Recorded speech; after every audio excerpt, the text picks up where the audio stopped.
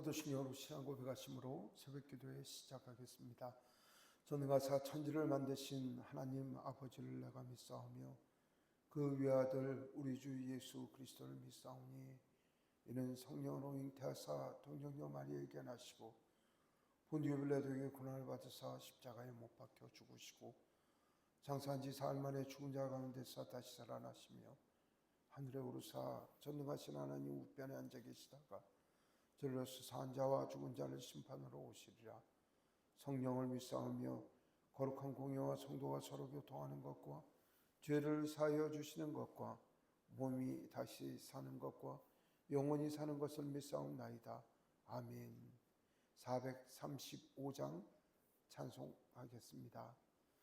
나의 영원하신 기업 생명보다 귀하다. 나의 갈 길 다가도록 나와 동행하소서. 주께로 가까이 주께로 가오니 나의 갈 길 다가도록 나와 동행하소서.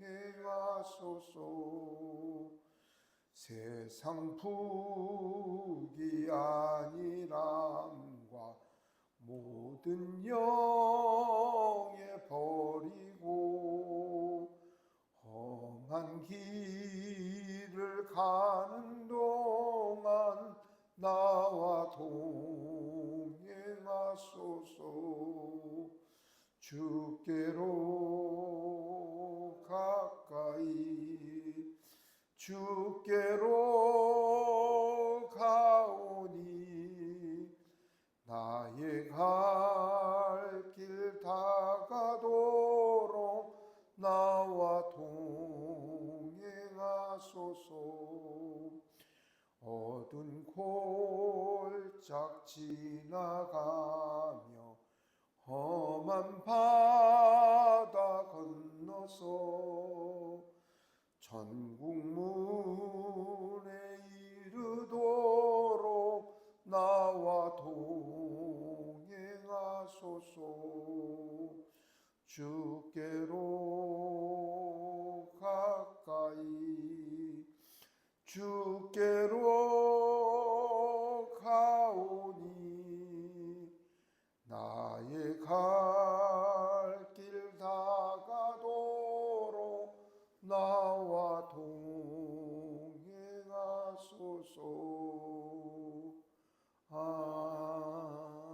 아멘. 고맙고 고마우신 하나님 아버지, 저희를 사랑하여 주시고 이 새벽도 저에게 또 하루의 삶을 연장시켜 주시며 저 시간 하나님 부르짖어 하나님 앞에 엎드릴 수 있는 심령을 허락하여 주심을 감사합니다. 하나님, 우리의 생명이 주님께 있음을 고백합니다. 우리의 삶을 인도하여 주시며 하나님을 찬미하고 찬양하는 자리에 저희를 쓰게 하심도 주님의 은혜임을 이 시간 고백하오니 하나님 찬양하며 평생 주님과 동행동거하기를 소망하는 주의 백성들에게 하늘의 은혜 땅의 복으로 채워주시기를 간절히 소망하고 원합니다. 오늘도 주님 붙들고 주님 말씀과 함께 하루를 살고자 합니다. 성령 하나님께서 저희에게 주의해 주셔서 저희를 인도하여 주시며 읽는 말씀을 통하여 새 힘을 얻어 하나님 앞에 더욱 순종할 수 있도록 저희를 이끌어 주시옵소서. 예수 그리스도 이름으로 기도드리옵나이다. 아멘. 시편 136편 1절로 10절의 말씀을 읽겠습니다. 할렐루야. 내 영혼아 여호와를 찬양하라. 나의 생전에 여호와를 찬양하며 나의 평생에 내 하나님을 찬송하리로다. 귀인들을 의지하지 말며 도울 힘이 없는 인생도 의지하지 말지니 그의 호흡이 끊어지면 흙으로 돌아가서 그날에 그의 생각이 소멸되리로다. 야곱의 하나님을 자기의 도움으로 삼으며 여호와 자기 하나님에게 자기 소망을 두는 자를 복이 있도다. 여호와는 천지와 바다와 그 중에 만물을 지으시며 영원히 진실함을 지키시며 억눌른 사람들을 위하여 정의를 심판하며 줄인 자들에게 먹을 것을 주시는 이시로다. 여호와께서는 갇힌 자에게 자유를 주시는도다. 여호와께서는 맹인들의 눈을 여시며 여호와께서는 비굴한 자를 일으키시며 여호와께서는 의인을 사랑하시며 여호와께서 나그네의 길을 보호하시며 고아와 과부를 붙드시고 악인의 길은 굳게 하시는도다. 시온아, 여호와는 영원히 다스리시고 네 하나님은 대대로 통치하시리로다. 할렐루야. 하나님께 예배하는 여러 성도님들께 하나님께서 은혜와 평강 내려주시기를 간절히 원합니다. 오늘 시편 146편을 읽었습니다. 우리가 잘 아는 대로 시편은 150편까지 있는데 하나님을 찬양하라는 내용들이 전부 쭉 내려와서 145편까지는 시편을 거의 내용을 마무리한 것처럼 그렇게 됩니다.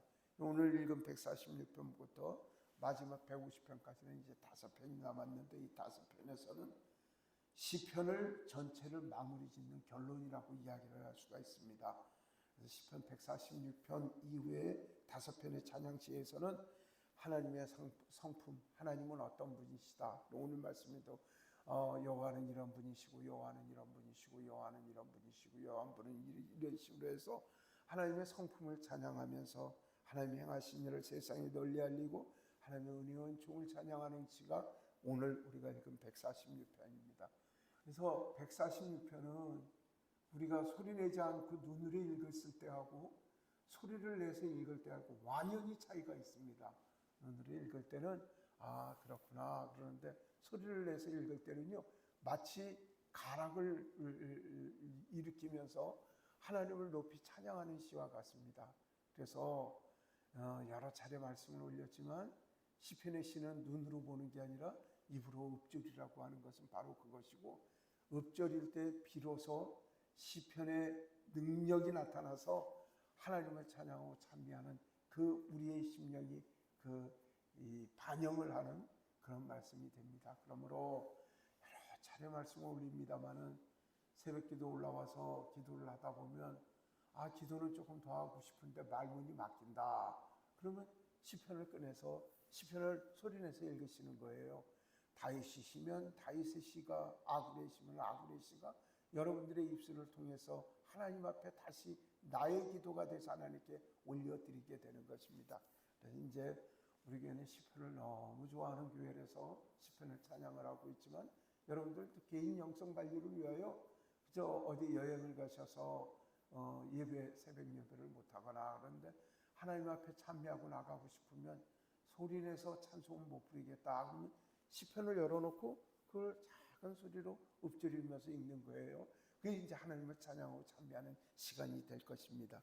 146편에서는 찬양의 시편을 시작하면서 세상을 바라보지 말고 오직 하나님을 바라보며 일평생 그분께 나가라고 이야기를 하면서 우리 하나님은 이런 분이시고 우리 하나님은 이렇게 하시고 우리 하나님은 이렇게 하신다고 찬양을 하고 있습니다. 사실 찬양이라고 하는 이야기가 여러 차례 말씀을 드렸지만 찬양 이게 찬양이 아니라 하나님 높으십니다. 하나님 최고십니다. 하나님 저를 살려주셨습니다. 하나님 그때 내가 힘들었을 때 어떻게 이렇게 멋지게 살리셨어요?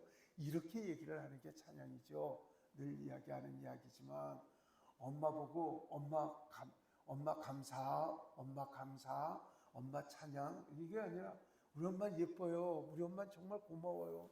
엄마 힘드신데 나를 위하여 얼마나 수고를 하셨어요. 이렇게 구체적인 사실을 진실하고 고백할 때 엄마한테 감사하는 마음이 되는 것입니다. 하나님을 찬양하는 것이 바로 그와 같은 내용이므로 알아가시길 바랍니다. 전형적인 시편 146편은 그런 측면에서 하나님을 찬양하는 찬미시라고 우리가 이야기를 합니다. 찬양이라고 하는 건 글이나 무용이나 이런 걸 다 합쳐서 높으시게 하는 걸 찬양이라고 이야기를 한다면 찬미라고 하는 것은 글이나 노래를 통해서 하나님을 찬양하는 걸 찬미라고 특별히 이야기를 합니다. 그래서 이제 우리가 찬양한다, 찬미한다라는 것을 섞어 쓰기도 하는데 그 뜻임을 알아야 할 것입니다. 1절에 보면 할렐루야 이렇게 이야기를 하는데 교회에서 제일 많이 쓰는 소리가 할렐루야 아멘이죠. 그렇죠? 할렐루 이 소리는 찬양하라 이런 소리고 할렐이라고 하는 말에서 나와서 할렐루 하나님을 찬양하라. 야는 야훼 하나님, 여호와의 하나님의 준말이니까 앞서서 하나님을 찬양하라. 이게 이제 할렐루가 이하가 되는 것이죠.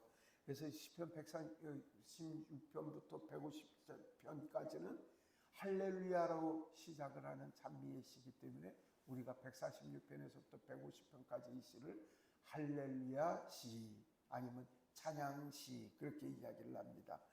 이제 하나님을 높이 드리고 하나님을 저가할 때는 우리가 잘 알겠지만 외로울 때나 슬플 때만 그러니까 기분 좋을 때만 하나님을 찬양하는 게 아니라 내가 아주 고난 속에 있어서 사방이 우겨 싸움을 당할지라도 그때도 하나님 좋으신 하나님을 찬양합니다.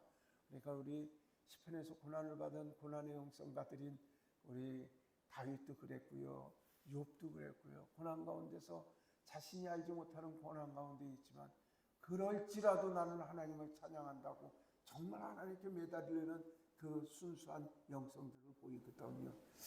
한국의 대다수의 영성은요, 이렇게 고난 가운데서도 하나님을 찾겠다고 하는 그런 영성가들은 드물고요. 대부분이 뭐냐면 악착 같은 영성을 가리켰어요. 그게 사실 뭐 맞는 말인 것 같지만 그건 사실 그런 게 아니거든요. 그러니까 우리가 1970년대에 못 살고 어려웠을 때 말씀이죠. 서울로 상경하고 대도시로 상경한 많은 신앙가들이 어려우면 교회에서 처리하고 울고 불고 그리고 하나님께서 복 주셔서 잘 살았던 하나님 기도해서 그 복을 경험했던 세대들이 많아서 이 사람들 늘 찡찡대는 것만 배운 거죠. 고난을 견딜 수가 없어요. 그냥 찡찡대갖고 하나님을 어쨌거나 승복을 시켜서 하나님 앞에 복 받는 것을 배워왔기 때문에 그 일평생의 영성으로 형성이 된 거예요. 이런 거죠. 애기들 가운데 부모한테 말씀이죠. 맨날 울어서 용돈 타놓고 울어갖고 자기 뜻 관찰하던 놈들은요. 부모의 뜻을 기다리지 않아요. 부모의 시간을 기다리지 않아요. 맨날 시간만 되면 엄마한테 전화 걸어서 투정하고 쫓아가서 돈 내놓으라고 하고 심지어는 부모한테 협박하고 그렇게 자라가는 거예요. 부모한테 그렇게 길이 들어가고 말씀이죠.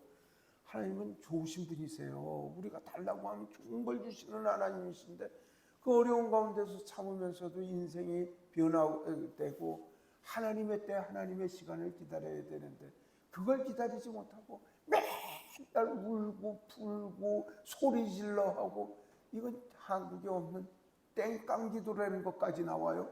하나님 심지어는 어떤 분은 뭐냐면 절벽 가까이에 붙어갖고 거기서 기도한대요. 하나님 응답하지 않으면 나 여기서 뛰어내리겠다고 이야기를 한대요.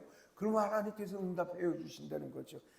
그건 하나님을 찬양하는 사람도 아니고 하나님의 사람도 아니고 하나님의 협박자입니다. 결국 그 사람은 하나님의 의인이라고 이야기를 할 수가 없습니다. 다윗은 분명히 뭐라고 이야기를 하기는 괴로우나 즐거우나 하나님을 찬양하고 하나님의 영광 중에 나간다고 그렇게 이야기를 합니다. 사랑하는 성도 여러분, 하나님께서 우리에게 고난을 주시면 고난이 우리에게도 유익을 주시기 위하여 우리에게 고난을 주실 겁니다. 하나님께서 우리에게 영광을 주시고 기쁨을 주시고 행복을 주시면 그걸 통해서도 하나님께서 영광을 나타내시기 위함임을 알아서 때로는 어려움이 왔고 때로는 고난이 없을지라도 하나님을 찬양하고 그리고 하나님 앞에 묵묵히 기다리며 하나님의 시간, 하나님의 때를 기다릴 수 있는 믿음의 용사들이 되시길 예수님 이름으로 축복합니다. 오늘의 기도 중에 1절, 2절 고백은 다윗이 그 인생의 고백이기도 합니다. 인생이 잘 풀리고 어려움 없이 살 때 하나님을 찬양하고 찬미하는 데는 문제가 없습니다. 어딜 가도 하나님의 은혜는 중이라고 자랑할 수 있고 나를 봐봐, 나처럼 믿으면 잘 될 수가 있어, 그리고 기뻐 이야기를 할 수가 있죠. 그러나 고난 가운데서도 하나님께 영광을 돌리는 방법이 있습니다. 많은 사람들이 보기에는 저 고난 가운데 저 가운데서도 묵묵하게 하나님을 찬양하고 찬송할 수 있어. 이야 대단하다. 이렇게 얘기를 하면서 나도 고난이 있어도 저렇게 하나님을 찬양하고 주님 앞에 살아갈 수 있어 라고 이야기를 하는 믿음의 자세를 보여 세상 사람들에게 덕을 끼치는 것, 이 또한 하나님께 영광을 돌릴 수 있는 일이고, 이를 통해서 많은 이들이 하나님이 괴로우나 즐거우나 주님 사랑할 수 있는 마음을 알게 한다는 것입니다. 3, 4절에 그런 이야기를 합니다. 귀인을 의지하지 말라고 이야기를 합니다. 귀인이라고 이야기를 하는 것은 옛날에는 이제 그 방백이라고 이야기를 하고 높은 사람이라고 하는 이야기죠. 돈이 많은 사람들, 높은 사람들, 이걸 이제 성경에서 1998년 개정개혁에서 이걸 전부 귀인이라고 번역을 했는데, 그러니까 뭐 옛날에 그런 이야기를 하죠. 안 믿는 사람들 뭐 동쪽으로 가다 보면 귀인을 만날 것이다. 그 귀인이 이 귀인이에요. 그리고 귀인을 의지하지 말라는 것이죠. 그 사람들이 무슨 평생 우리를 도울 것 같다고 이야기를 하지만 도울 힘도 없는 인생이라는 거죠. 사람의 욕심이 한결같아서 돕는다고 언제까지 돕겠어요, 그죠? 그리고 돕는다고 몇 년까지 돕고 돕는다고 어디까지 도울겠습니까? 그러면서 4절에 그런 이야기를 해요. 야, 귀인들이 돕는다고 이야기를 하지만 인간의 한계가 호흡이 끊어지고 흙으로 돌아가는 날, 그가 돕겠다고 하는 생각이나 순간 뜻이나 이런 것도 다 진다고 이야기를 합니다. 최근에 무슨 유명 연예인들이 돌아가셨다고 해서 이제 세상이 많이 섭섭해하고 슬퍼하고 그러는데, 그죠? 그렇게 수명이 되면 다 가는 거예요. 수명이 되면 다 가는 거고, 이 땅에 남는 거는 우리가 오직 의지할 분은 부모님이 아니라, 부모님도 우리를 의지하고 우리를 그렇게 챙겨주시고 살펴주시면, 부모님도 연세 드시면 하나님 정하신 때가 되면 다 뜨게 되는 거죠. 세상에 허망한 것을 믿어서는 되지를 않는다는 것이죠. 무슨 부모님이 허망하다는 뜻이 아니라 세상의 사람들의 허망함이 그렇다는 것이죠.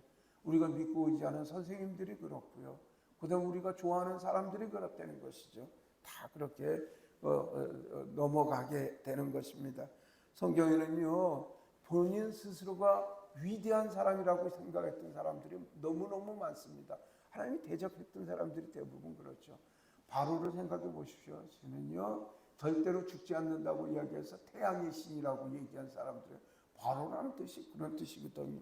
그러나 결국은 하나님 앞에 무릎 꿇을 수밖에 없는 존재였고, 솔로몬도 보십시오. 하나님 부와 권력과 영예 어마어마하게 주셨지만 그 또한 70이 되지 못해서, 그리고 연구가에 의하면요 60에 죽었다는 사람도 있고 67에 죽었다는 사람들이 있으니까, 그럼 솔로몬이 그 영화와 부귀와 능력이 다 있다들도 목사님 나이 때 죽었다는 거예요. 정말 너무 허망하지 않아요? 여러분들 보시기에 목사님 청년 같지 않습니까? 목사님 나이에 어떤 사람이 죽는다고 뭐라고 얘기를 하겠어요? 참 허망하다라고 이야기를 하지 않겠어요? 아무런 부귀를 많이 가졌다 해도 말이죠. 솔로몬이 그렇게 살았다는 것입니다. 본디오 빌라도는 어땠을까요? 예수님 재판할 때 뭐라고 하냐면 이런 말을 한 거예요. 예수님에 대한 생사여탈권이 나한테 있어? 말 잘해. 이런 식으로 얘기를 했던 그런 압도적인 자리에 있었던 사람이지만, 그 본디오 빌라도라는 말이 본디오 전투에서 승리한 빌라도라고 그 자체가 영예로운 이름이거든요. 이 사람들이 결국 말씀이죠.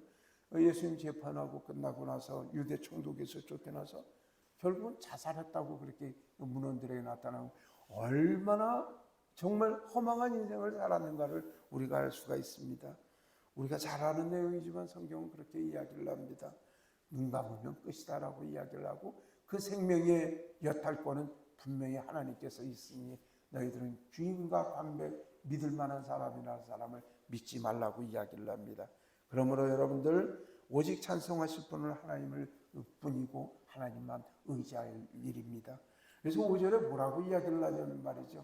너희들 주인, 방백 의지할 게 아니라 하나님 의지해야 돼. 그래서 그 이야기를 하는데 5절의 이야기를 뭐라고 얘기를 하냐면 세 가지 조건으로 하나님을 이야기를 합니다. 첫째로 뭐냐면 야곱의 하나님으로 자기 도움을 삼는 사람을 이다 하나님, 그러니까 그렇게 하나님을 의지하는 사람이다, 이런 이야기를 해요.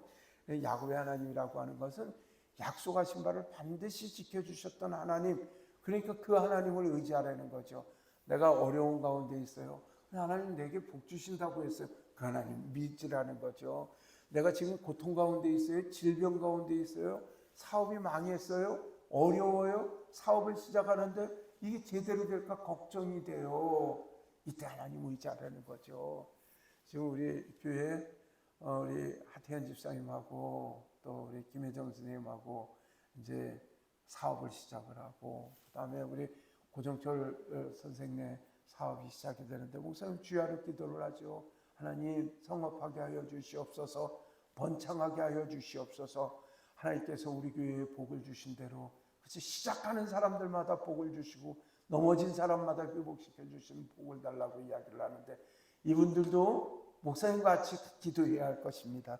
야곱의 하나님, 약속을 들어주시는 그 하나님, 그 하나님을 자기의 도움으로 삼아 기도하는 사람들이 되어야 할 것입니다. 두 번째로 뭐냐면 여호와 하나님을 자기 하나님으로 믿어야 돼요. 우리 목사님의 내 하나님, 우리 남편의 하나님, 우리 부인의 하나님, 우리 애들의 하나님이 아니라 내 하나님, 내 하나님, 나의 하나님, 나의 하나님을 믿어야 되는 것이죠. 그러니까 여러분들은 그 하나님을 의지하고 살아가는 사람들이 복이 있다고 이렇게 성경은 이야기를 하고요. 셋째로 뭐냐면 내가 지금은 어렵고 지금 매상이 얼마 안 돼도 하나님을 의지함으로 말미암아 하나님의 소망을 두고 있으니 하나님께서 나를 구원해 주실 것이야, 이렇게 믿는 사람들에게 복을 주시겠다고 이야기를 합니다. 저는 기도하고 묵상할 때마다 우리 강세옥 권사님이 지금 병원 중에 있는데 수면 치료 중에 하나님 만나서 천국을 구경하며 영혼과 육신의 쉼을 얻으며 일어나실 때 거뜬하게 일어나기를, 그곳이 은혜의 순간이 되도록 도와달라고 그렇게 기도를 하고, 하나님께서 강세옥 권사님 영혼을 위로하시고 그 가정을 위로하시면서 하루속히 정한 때에 깨게 해달라고 그런 기도를 하고 있습니다. 하나님의 소망을 두고 살아가는 우리 강세옥 권사님이 되시기를 우리 늘 기도를 해야 할 것입니다. 바로 이런 사람들이 복이 있다고 이야기를 합니다. 저와 여러분들이 그렇게 사시기를 간절히 축원합니다. 그러려 할 때 세상 고난과 고통을 견뎌낼 수가 있습니다. 그러면서 이제 6절에서부터 무슨 얘기를 하냐면 하나님은 어떤 분이신 줄 알아? 하나님은 천하 만물 다 만드신 분이셔. 그게 6절의 이야기고, 천하 만물을 만드신 하나님이 니네를 구원하지 못하시가니, 이런 이야기죠. 그 다음에 7절에는 뭐라고 이야기를 하냐면 하나님은 어떤 분이요? 너 억울한 거 다 아시는 분이야. 억울한 데서 정의로 심판하시는 분이시야. 그 다음에 하나님께서는 먹을 거 없는 사람들 다 먹을 거 입을 거 주시는 하나님이시고, 그 다음에 갇힌 자, 움직이지 못하는 자, 사상의 자유가 없는 자, 마음의 자유가 없는 자, 억눌린 자들을 해방시키시는 좋으신 하나님이야. 시편 90 찬송가 91장처럼 하나님은 슬픈 마음 있는 사람 주께로 오면 주께서 다 위로해 주신다는 그 이야기처럼 갇힌 자 모든 자에게 슬픔을 위로해 주신다고 하시는 말씀이기도 합니다. 7절 보면 또 그런 말씀을 하죠. 하나님 긍휼이 많으신 분이시라서요, 억눌린 자에게는 심판으로 정의로 심판하여 주시고 줄인 자에게 먹을 거 주시고 또 갇힌 자에게 자유를 주신다고 그렇게 얘기를 하고, 8절에서는 뭐라고 이야기를 하냐면 앞을 볼 수 없는 사람에게 눈을 열어주시고 비천한 사람들을 세워주신다고 그런 말씀을 하고 있습니다. 하나님은 좋으신 분이십니다. 우리가 생각하는 것보다 더욱 좋으신 분이십니다. 하나님께서는 사람들 중에 자기 자식에게 그 못된 일 하는 사람이 없다. 근데 하나님, 너는 악하거늘 네 자식들한테 그렇게 살피는데 네 하나님한테는 그렇게 천하를 만드신 하나님, 좋으신 하나님께서 너희들한테 좋은 거 안 주시겠냐? 그런 얘기까지 하고 얘기를 하세요. 하나님 우리에게 좋으신 하나님이십니다. 어제도 저야 뭐 청년들 보면 다 내 자식 같고 그렇죠. 청년들 어저께 와갖고 집사람하고 금요일인데 밥 남은 것들이 있어갖고 아이들 배고플까봐 밥 뒤펴놓고 그다음에 국 다시 끓여놓고 그렇게 해갖고 그냥 국하고 밥만 있어도 잘 먹으니까요. 그냥 목사님 미안할까 그냥 목사님 음식이 최고예요. 그러니까 그래서 그걸 준비를 해갖고 우리 누구 주성이하고 요한이하고 하성민 전사하고 그다음에 우리 정혜린 선생하고 그다음에 고정철 선생하고 와서 그 저녁을 먹는 거예요. 얼마나 기쁜지 말씀이죠. 얼마나 기쁜지. 또 아이들이 먹으면서 그냥 헛인사를 일지라도 이것도 제형 불가라고 너무너무 맛있다고 이야기를 하는데 무슨 특별히 맛있었겠어요. 수요일날 먹었던 거 대표 준 건데 말씀이죠. 그러니까 그 아이들이 그렇게 감사하고 기뻐하는 거 보고 그렇게 마음이 허무한 게 그 베푼 사람의 마음이거든요. 우리가 이렇게 하나님은 이런 분이시라고, 하나님 정말 좋으신 분이세요, 내가 갇힐 때 나를 구원해 주신 분이세요, 이렇게 자꾸만 고백을 하면요, 하나님 얼마나 기뻐하시겠어요. 아이고 이것들한테 더 좋은 거 줘야 되겠구나, 이렇게 얘기를 하신다는 거죠. 말씀을 드리지만요, 우리에게 주시는 복은요, 우리가 찡찡댈 때 나오는 게 복이 아니고요, 하나님 앞에 감사할 때 하나님께서 베풀어 주신 게 복이라는 사실을 기억하시기를 소망합니다. 8절 보면 그런 이야기 하세요.